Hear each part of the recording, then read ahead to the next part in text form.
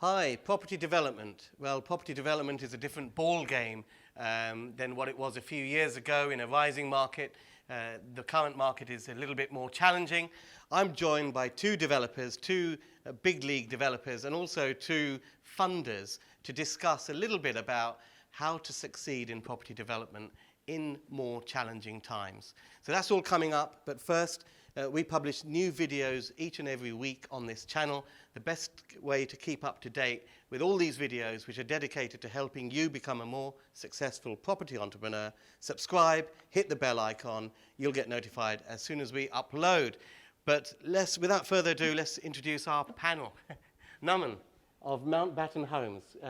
Just give people a flavor for the kind of developments you do.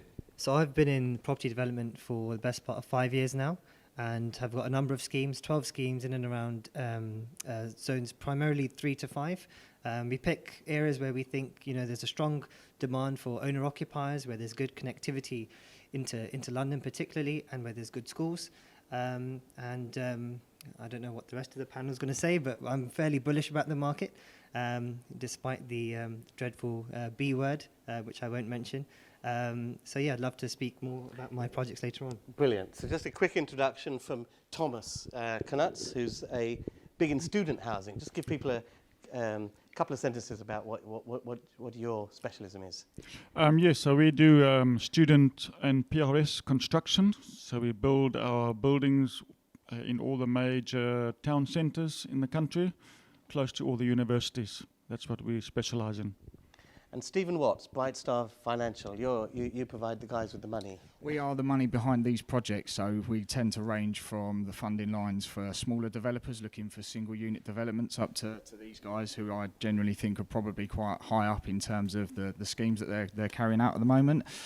We look after any sort of client from those kinds of ranges so that we can provide funding for new developers, existing developers, or anybody in between looking to make money out of property development.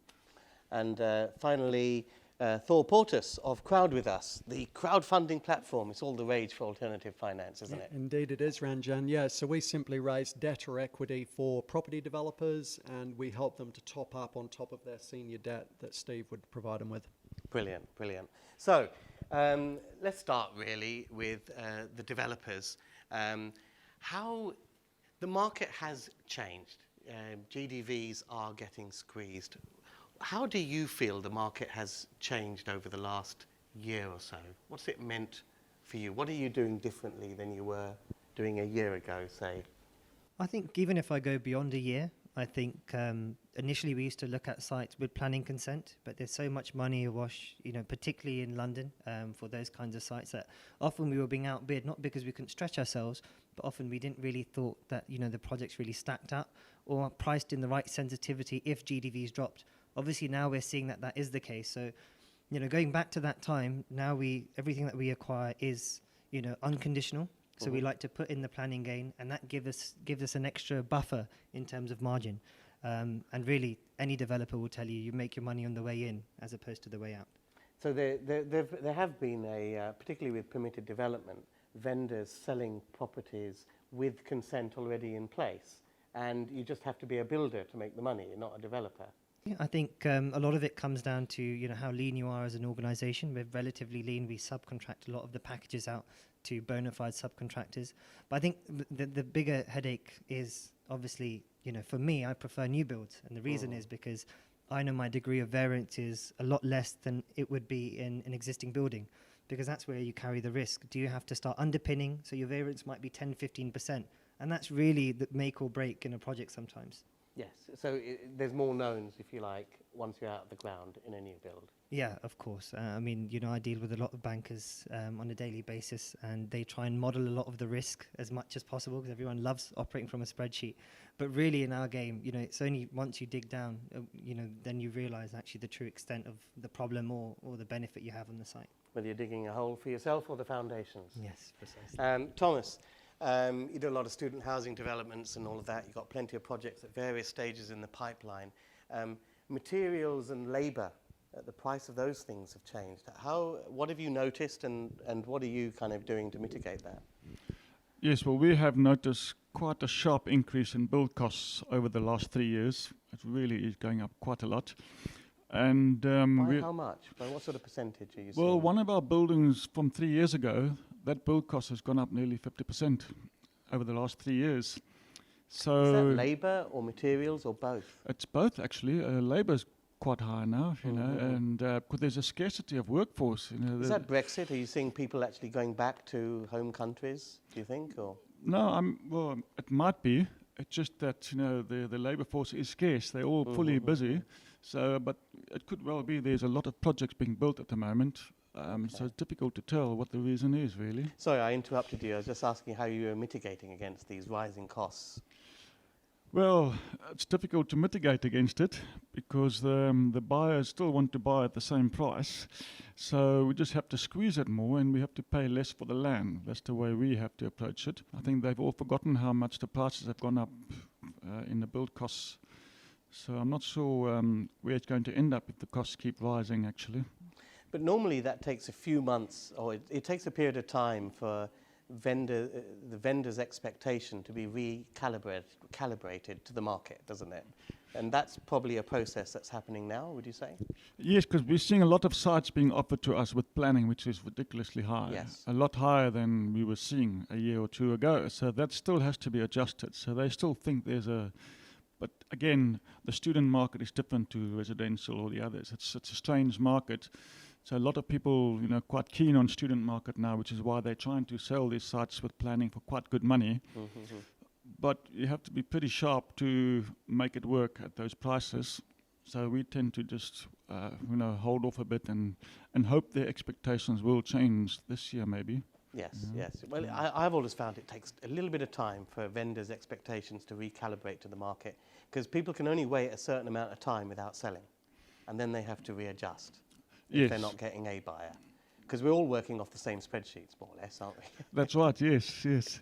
But the other problem is you've got a lot of people with cash, which they have to invest. So there's a bit of demand for buying stuff and trying to make it work, where they need to, you know, service their funding that they are borrowing. So both sides are sort of pushing things along in the middle. It's difficult to see how it's going to play out in the end. Fun and games. I mean, in this last couple of the Money Men, Stephen, you organise senior debt for a lot of developers. Everyone says there's plenty of money around because, you know, there's plenty of money around, but people are getting a bit more choosy, aren't they? There's plenty of money around. It's getting access to that money in the first place. Obviously, my two colleagues have mentioned, with GDVs dropping slightly, residual land values being calculated and sort of pricier than perhaps they should be, getting access to that kind of money to be able to invest in the development in the first place proves difficult. So having access to some of the more sort of subprime lenders that will be more flexible and that kind of approach, they'll do slightly higher GDVs or will take, inverted commas, a view on a development project, as opposed to some of your prime development lending where, you know, the same spreadsheet, they're looking at a profit on cost margin, and if it doesn't quite fit, you know, to a standard developer, a profit of £300,000 or £400,000 at the end of the project is still big money. But if it doesn't come within those development brackets for the lender, you find it really, really difficult to get someone on board in the first instance. So the effect is that they may lend, but the loan to values may not be what the developer expected. That's absolutely correct. In terms of a lot of developers are expecting a certain amount of loan to value day one towards the acquisition of the site, for example, and find that they're actually falling short of the cash flow that they've got available. Most developers will tell you a lot of them are asset rich and cash poor.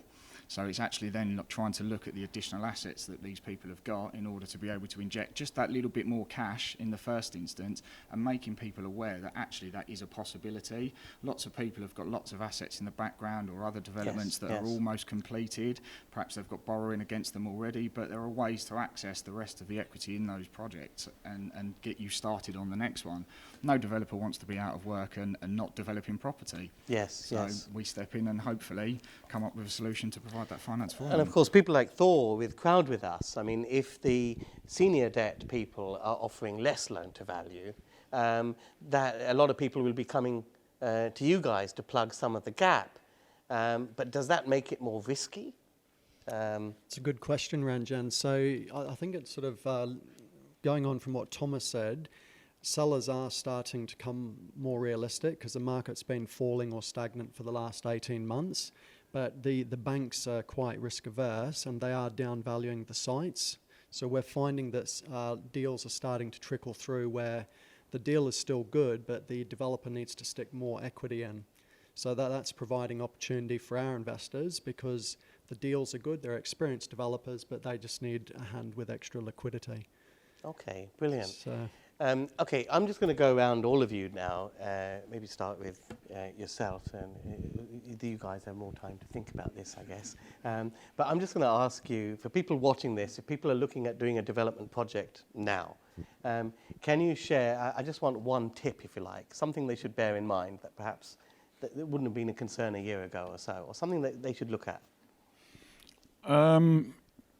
Take 15% of the price of your GDV price, today's price, and then if that still works, then continue with it. Otherwise, I would be a bit wary. Great tip. I'm just going to go to Naman as a developer, then I'll do the funders. I would say most certainly have a plan B, which should be, that should be the case all the time, but probably have a plan C as well. So I think one of those plan Bs has a lot to do with how much leverage you have. And making sure that if you can't sell because the market is a bit stagnant, then you can refinance on a buy-to-let, or you have another way of prolonging that process. So yeah, that would be my tip. Brilliant. And Stephen, a tip for someone coming to you with a development proposal, something they should I think one of the biggest tips from a broking perspective is for any developer, new or old, is to have done their research in the first instance. As my colleagues have said, taking a slight down value on a GDV is a big factor, so you've got to make those calculations. Yes. You can't just assume that the site you're going to buy is worth the money that you're paying for it when you're looking to buy it. And equally, you can't be certain that the properties you're going to build are going to be worth what you say they are when they're done. So research everything, especially towards the end of the project when you're looking to sell those properties on or buy to let to exit your development finance. You need to be certain that you're going to be able to do that before you take a project on. And Thor, people are coming to you with blended finance projects, aren't they? Senior and crowd debt as well. And crowd money, yeah. So the biggest tip I'd say in terms of how we can help developers is to look at if they need a top up for their deposit or for a chunk of money for the development costs that the banks might finance, is to look carefully at whether they take those monies in as equity, profit share with the investors, or debt. So in a stagnant, falling market, debt is obviously quite risky, whereas if it's equity, they can offer a prioritised return to the investors and think more long-term, so potentially rent the stock out and then sell it when the market starts to come up. Brilliant. Thank you very much. Thanks very much, guys. I mean, the names of all these guys and the links to their sites and things are in the description below. Thanks very much for joining me.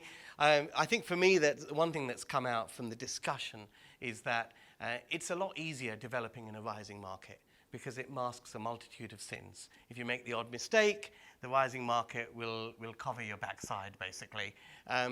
When as Warren Buffett says, when the tide goes out, it's very easy to see who's been swimming in the nude. And you don't want to be swimming in the nude. You need to do your figures. You need to do your sums. You need to do a lot more due diligence in today's market. But that doesn't mean it's not possible. It is possible if you listen to these guys and you come to networking events like the Baker Street Property Meet. We meet on the last Wednesday of every month. Come to a live event. Join us. There's plenty going on. Plenty of videos on this site. Make sure you subscribe and hit the bell icon. Thanks, guys, for joining us. Thanks for your valuable tips. And see you guys on the next video.